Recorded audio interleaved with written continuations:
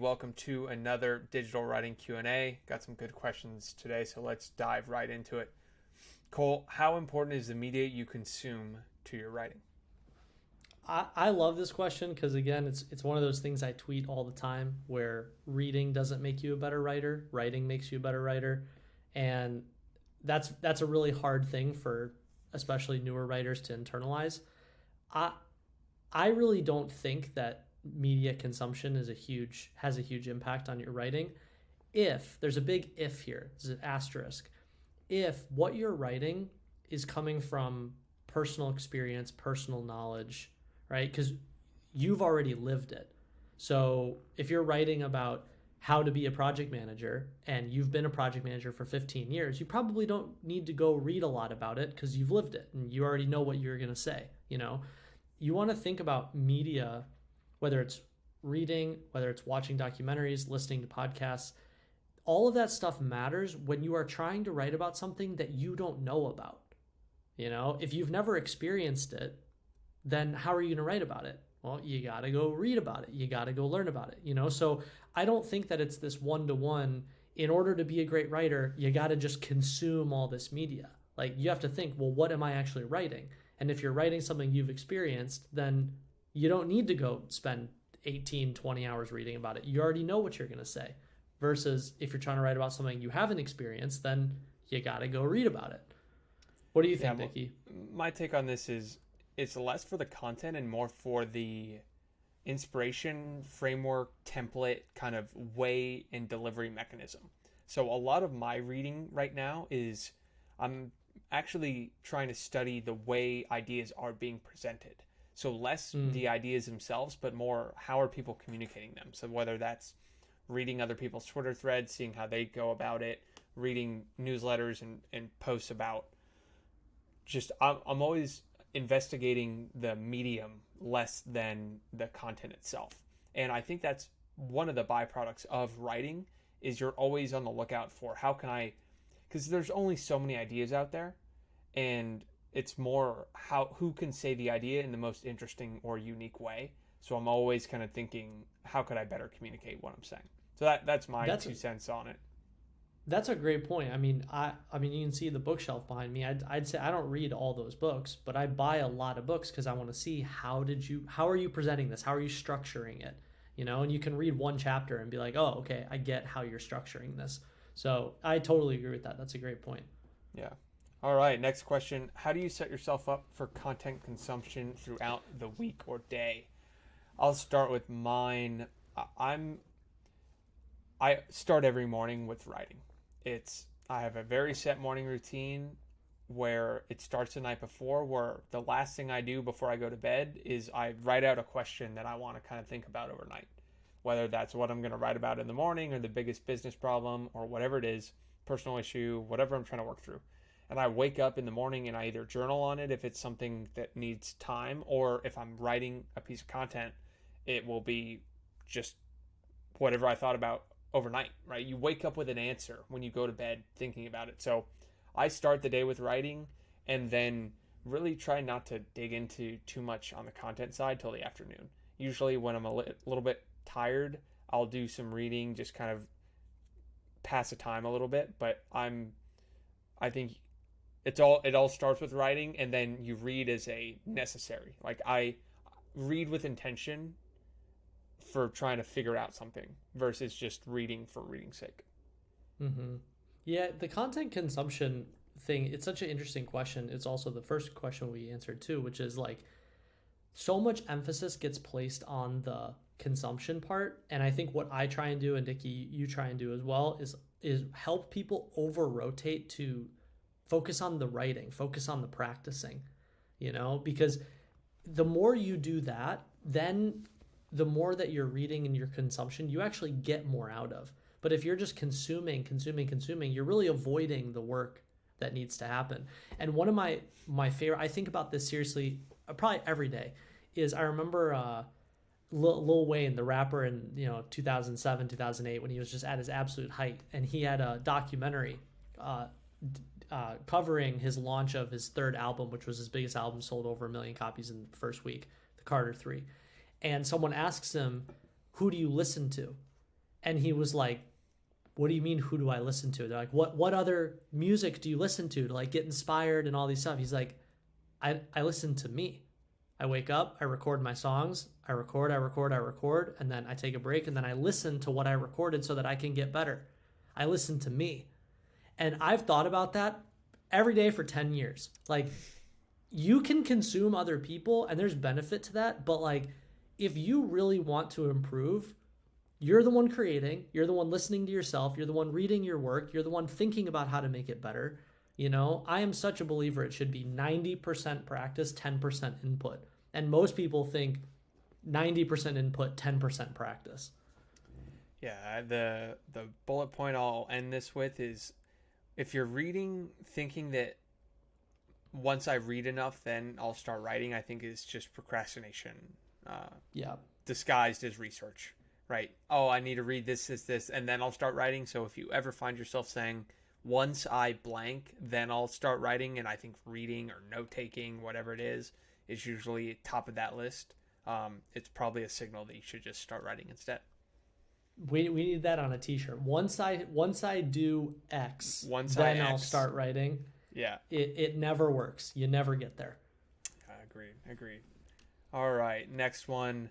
How do you filter for ideas? How do you know what content to double down on when the numbers aren't super clear cut? So I filter my ideas more or less by personal inspiration, right? So I have a long list of ideas, and if I have just a rule that anytime I want to write about something, I don't keep like a strict log of tomorrow I'm going to write about X and then I'm going to write about Y. It's whatever I want to write about always hops to the top. But I just keep a long list, so if I'm ever kind of like, what have I been thinking about recently? I'll start to dig through that. Yeah, I would say I agree. Personal feelings are huge. Like, whatever you feel inspired by, follow that. But the other big thing on the data side, because we preach that all the time, is look at the data, the answer reveals itself. What I notice a lot of people do is they look at their data and they go, well, I wrote 10 things and all of them hover between 100 and 200 views.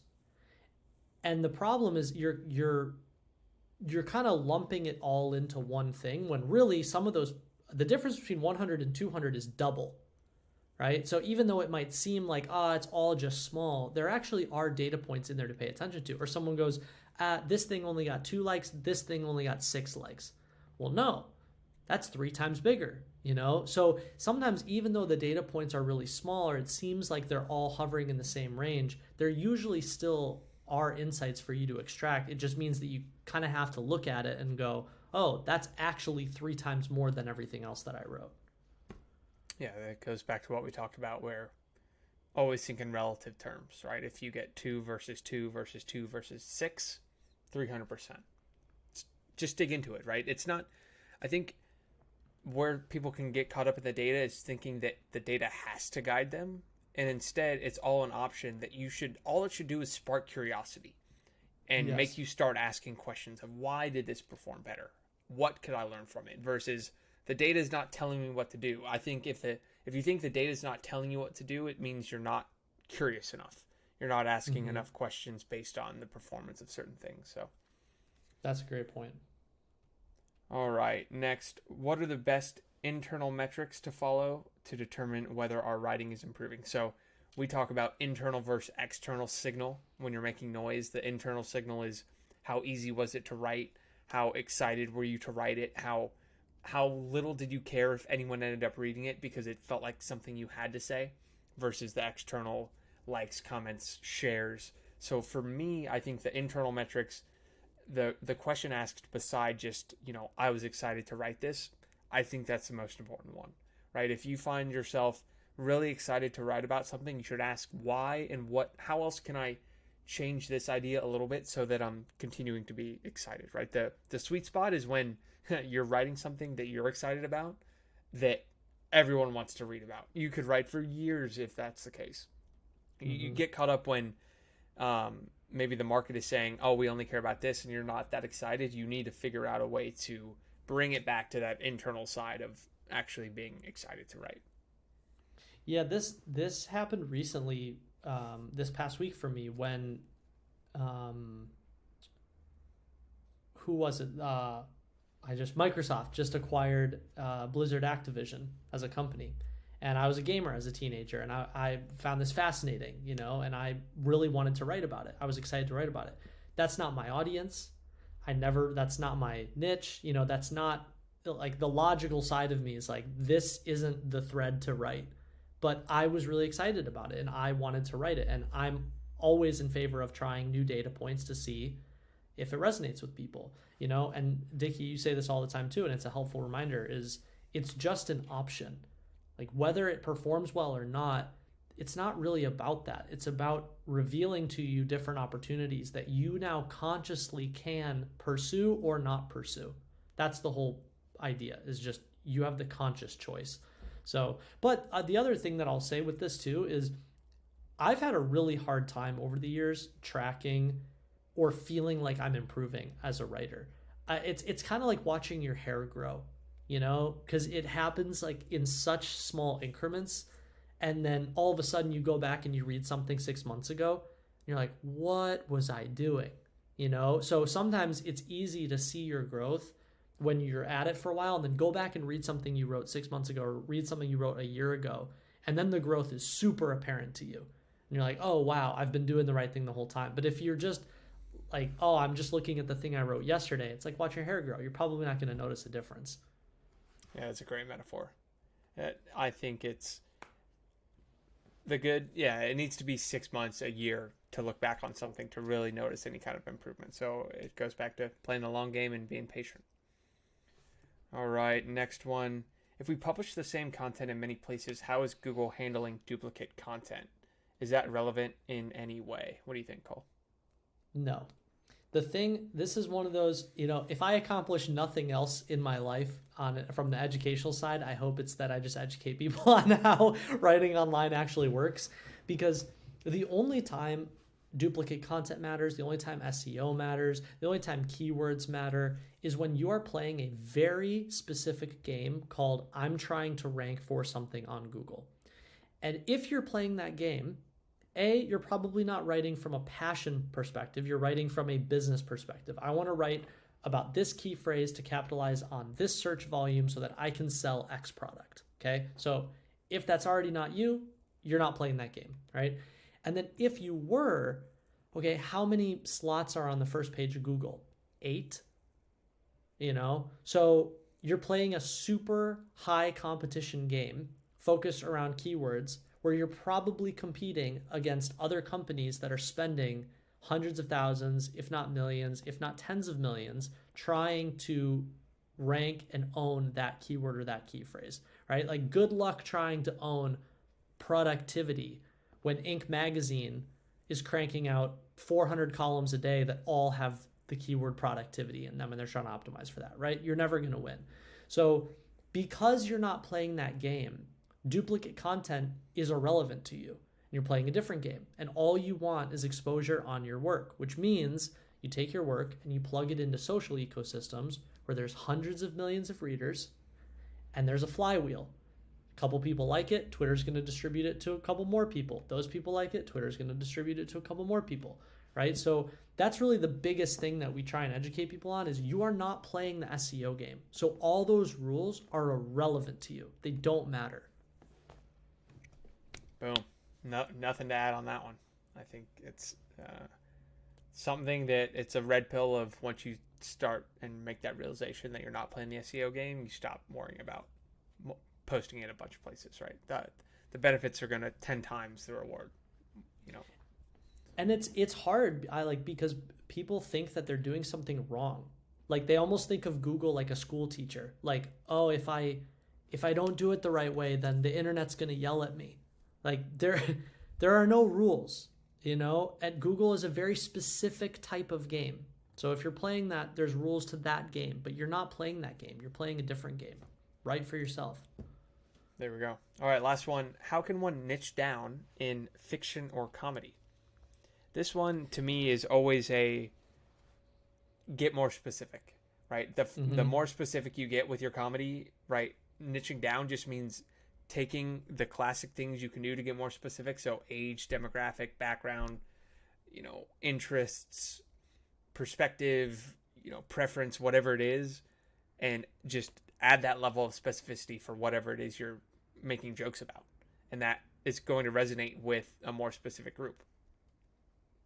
Yeah, the best example is, Dickie, I don't know if you saw that. Did you see the Netflix special? I think it was called Inside, with the musical comedian Bo Burnham. Did you see that? No, I haven't. Absolute work of art. And so what's his niche, right? He's not a stand-up comic and he's not a musician. He's a musical comic, right? So anytime you think, first of all, the specificity thing's completely right. Saying how does one niche down in fiction is like saying how does one niche down in life advice. Like, fiction is giant. There's like hundreds and hundreds of subcategories that fall within fiction, right? Same thing with comedy. Like, those are massive categories. So one is, how do you get more specific on who this is for, demographic, what's the problem you're solving, what's the unique interest, And then second is, how can you combine unlikely categories, right? So most people think comedy and music are separate. Bo Burnham goes, I'm going to combine them, Or fiction, it's like made up story and then like vampires over here, or love story and vampires over here. Okay, let's combine them. It's a vampire love story, right? So anytime you can take two things that don't typically go together and smash them together, all of a sudden you have a new niche. So that's, I think, the easiest way to think about it. Boom. All right, well, that's all we had for this week. If you have other questions, digital writing related, be sure to throw them in the next week's Q&A. And that's it. Cole, any parting words? I think that's it. Give us more questions. We love doing this. We only had 9 this week, so we need some more. Yeah. Boom. All right, everyone. Have a great. Thanks for listening.